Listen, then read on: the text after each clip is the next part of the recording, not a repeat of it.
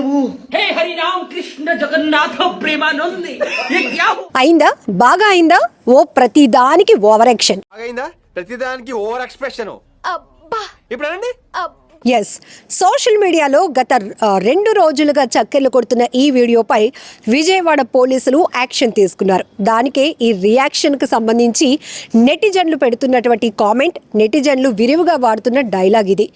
Yes, RCB win కావడంతో క్రీడాభిమానుల ఆనందానికి అవధులు లేవు. ప్రతి ఒక్కరూ ఒక సెలబ్రేషన్ మోడ్లోనికి వెళ్ళిపోయారు. సక్సెస్ని ఒకరితో ఒకరు తమ పండగ వాతావరణంలో షేర్ చేసుకున్నారు, స్వీట్లు పంచుకున్నారు, బాణాసంచా కాల్చారు.